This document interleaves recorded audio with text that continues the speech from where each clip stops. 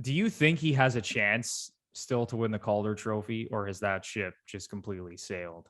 I think it sailed. I think based on, and again, we're trying to get inside people's heads. There's that whole thing of his age where, he's 26 years old, and that's not supposed to matter, and it shouldn't matter. And I don't think it matters, but there's still that seed in people's heads where, he's a little older. So had he had a 30 goal season or been the leader by a great margin in points, I think there would have been that kind of influence to voters that, yeah, this guy should get it regardless of his age. And now we'll call it a slump. Like, I still think he's got like 20 assists in his last 20 games or something like that. And his 5-on-5 numbers are very good. But I just think the way Cedar, Raymond, other guys have come on, I don't see him being like the standout guy that jumps into voters' heads as the winner. How do you see it? Yeah, I agree. Just based on his age, it kind of makes me feel, it kind of just feels wrong, honestly, to give him the Calder Trophy. Even though right now, Lepore, I'm looking at the points leaderboard for rookies. He leads all rookies in scoring right now with 57 points. Right. But Cedar's a defenseman, man. Yeah. Yeah. Like Zegras and Lucas Raymond are right behind Bunting at 54 points. And then Moritz Seider's at 45 points, but he's been instrumental to that Red Wings team. Not like the Red Wings are good or anything or going to make the playoffs, but he's been a beast for them this season.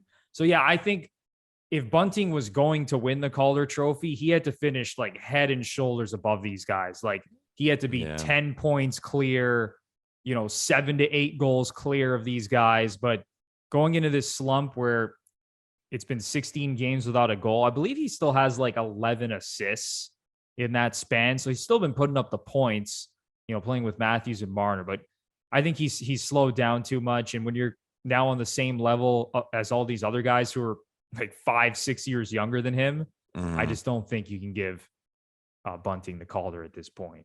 Yeah, it's kind of like how Ty goes to the runner. I think Ty goes to the younger in a voter's head. At least, I mean, even if a voter would deny that, I think you can't help but have it in you that, yeah, the younger guy should get it. But like on the award altogether, are you okay with how they describe who can win the award, or I should say the rules with regard to who's eligible? Do you think a 26-year-old should be able to win it? Or even like, he's played seasons, he just hasn't clipped like the game totals.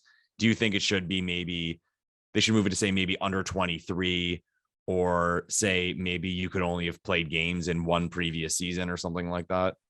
Yeah, to be honest, I don't love it.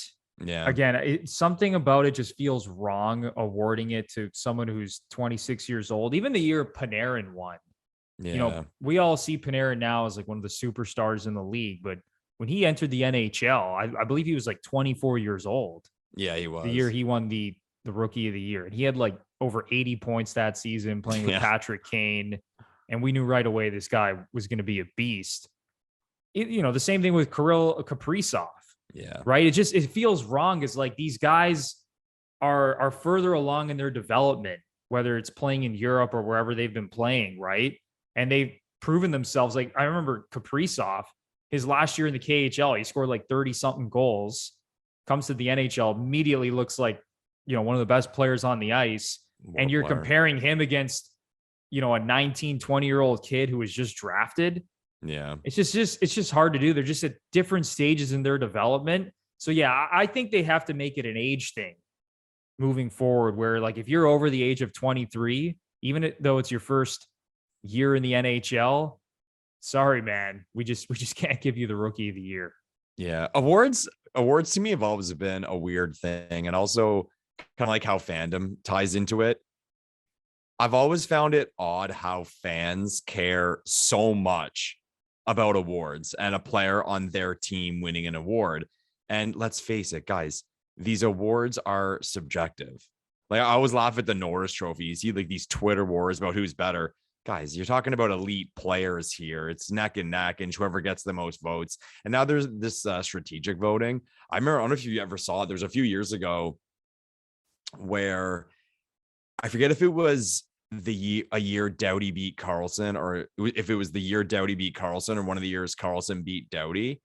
But if I remember correctly, you put 5 names on your ballot. You list 5 guys, and it's a point system where it's like the guy who you put first gets 5 points, and then it goes down to the guy who put fifth getting 1 point. And it was a 2-horse race that year, Carlson or Doughty.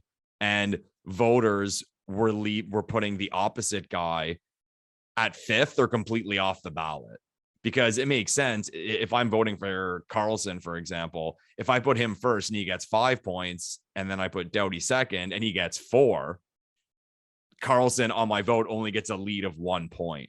Where if I put Carlson and completely leave Doughty off the ballot, he's got a 5-point lead on him compared to like on the totalities. So it's I all get bullshit. it, but that's so shady. Well, they say some of the a lot of people have said because of that. So they release, for the most part, or maybe for all the awards, they do release the ballots, but they don't release who the ballots belong to. And some people have called for that to make guys be a little more transparent, right? Yeah, well, no, you left so-and-so. Like, you left Austin Matthews completely off the Hart ballot because you wanted so-and-so to win. I mean, so maybe that's a solution. But to me, I was finding it hilarious, whether it's like the Vezina, the Norris, the Hart. If anything, it's such a weird thing in hockey. Now we're going in a whole direction we weren't planning to. Fans brag about the players who play for their teams. My player's better than your player. You know, my guy should win the Norris. Our goalie's the best in the league. But when it comes to contract time, fans do like the reverse. Like, Leafs fans will be like, I don't know, I'll shit on Leaf fans. They'll be like, whoa, like, people are screaming, Matthews is the best player in the league. Look at this season, slam dunk Hart Trophy. But when it comes to contract time, well, he shouldn't get as much as McDavid. I've always found like fandom. It's hilarious, man. Fans are crazy. Short for fanatic, obviously. That's a good title. This is how it is. Podcast. Their player, their star player, their prospect is always the best prospect. Like, it's just, it's unbelievable. Yeah. Then come contract time, oh my God forbid you break the bank on your star player, because it's going to ruin your salary cap. But that's what they deserve. You're just talking about them like they're the best player in the world. They deserve that money. Mm-hmm. So it's just crazy how that cycle just never ceases to amaze me. It's the same thing. And I've always been of the opinion, like, I don't want my players to win awards. Like, I think we had a discussion in our first season about like Riley winning the Norris. And I was like, I don't want Riley to touch the Norris Trophy, because we're fucked if he gets a Norris. He's gonna want $10 million.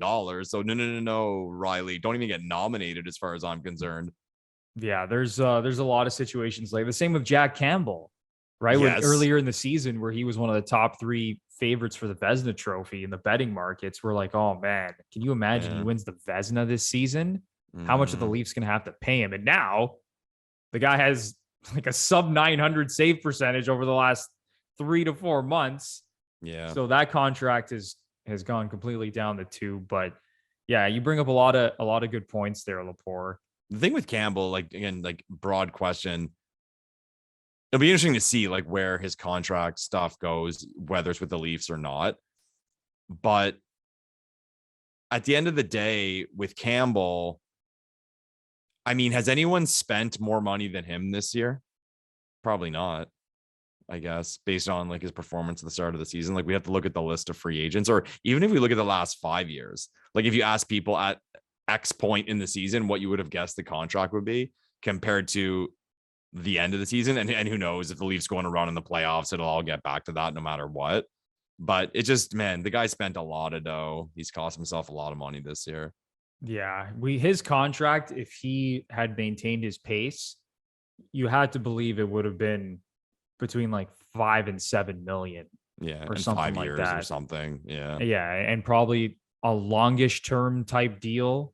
You know, I don't think they would have signed him to like a 7 or 8 year deal or anything like that. But I think for sure he probably would have been like locked into a 5-year deal. He still might get a 5-year deal. Just obviously the value of the contract is not going to be close to what we thought it was. But like you said, Lepore, if the Leafs do go on a playoff run and Campbell shines in the playoffs, then we're right back to where we were a few months ago and talking about Jack Campbell getting paid.